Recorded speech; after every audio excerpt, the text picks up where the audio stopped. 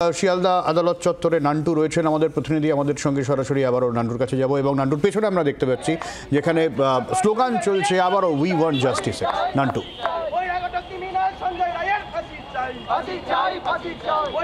দেখো একেবারেই তার কারণ আড়াইটার পরেই কিন্তু জানা যাবে যে সঞ্জয় রায়ের আদৌ তার কি রায় দিচ্ছেন আদালত, এবং তার আগে এই গোটা শিয়ালদা চত্বর আমি যদি ছবিটা দেখাই, শিয়ালদা চত্বরে একদিকে যেমন প্রচুর পুলিশের ঘেরাটপে রয়েছে এই মুহূর্তে শিয়ালদা আদালত চত্বর, এবং বিভিন্ন জায়গায় বিভিন্ন সংগঠন তারা কিন্তু বিক্ষোভ প্রদর্শন করছেন এবং প্রত্যেকের একটাই দাবি যে এই সঞ্জয় রায় যে আরজিকর হাসপাতালে খুন এবং ধর্ষণের ঘটনায় যে দোষী সেই সঞ্জয় রায়ের ফাঁসির দাবি জানাচ্ছেন, এবং প্রত্যেকটা জায়গাতে কিন্তু একটাই দাবি যে সঞ্জয় রায়ের ফাঁসির দাবি।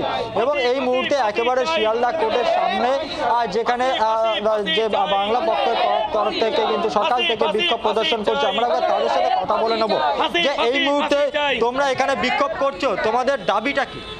আমরা বিক্ষোভ করছি, সঞ্জয় রায়কে এখন কোর্টে তোলা হয়েছে, সিবিআই আইনজীবী ইতিমধ্যেই তার ফাঁসির জন্য আবেদন করেছে। আমরা চাই তার ফাঁসি হোক। আগস্ট মাসে যখন কলকাতা পুলিশের থেকে সিবিআই তদন্তভার হাতে পায় তখন সঞ্জয় রায়কে যখন করে তোলা হয়েছিল, সারাদিন বৃষ্টিতে ভিজে এখানে আমরা আন্দোলন করেছিলাম সঞ্জয় রায়ের ফাঁসির দাবিতে।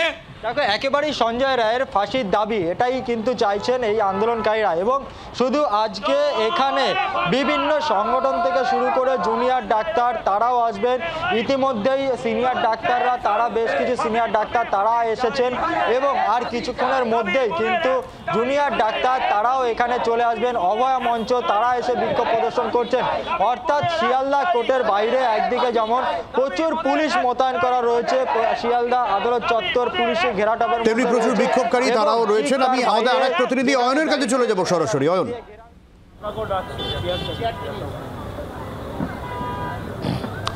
সব্যসাচী, আমরা সঞ্জয় রায়ের মায়ের বক্তব্য শুনলাম। আরেক মা কিছুক্ষণ আগে কান্না ভেজা গলায় ঢুকেছেন এই শিয়ালদা কোর্ট চত্বরে, পেছনের গেট দিয়ে ঢুকেছেন, কারণ সামনের গেট দিয়ে কোনোভাবেই কারুর কোনো প্রবেশাধিকার নেই, যেভাবে ব্যারিকেডিং করা রয়েছে।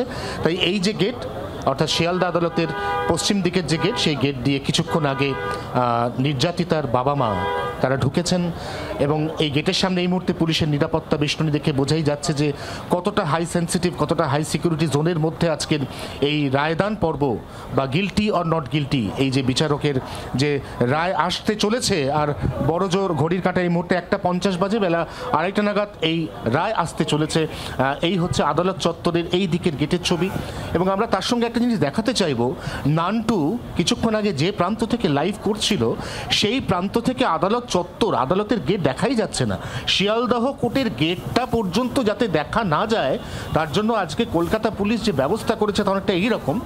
বড় বড় পুলিশের যে গাড়িগুলো থাকে, এই গাড়িগুলো যেগুলো বাস বা প্রিজন ভ্যান জাতীয় যে গাড়িগুলো রয়েছে, সেই গাড়িগুলোকে লাইন দিয়ে দাঁড় করিয়ে দেওয়া হয়েছে। তার কারণ লাইন দিয়ে এই যে গাড়ি, তার অপর প্রান্তে বিক্ষোভ সংগঠিত হচ্ছে, স্লোগানিং চলছে, একাধিক ফোরাম বা মঞ্চ তারা সেখানে তাদের মতো করে দাবি উগরে দিচ্ছে, ক্ষোভ উগরে দিচ্ছে। কিন্তু শিয়ালদাহ কোর্টের যে গেট, এই গেটটাকে এই ব্যারিকেডের অপর প্রান্ত থেকে যাতে কেউ দেখতেও না পারে সেই ব্যবস্থাও একেবারে সুনিশ্চিত করা হয়েছে।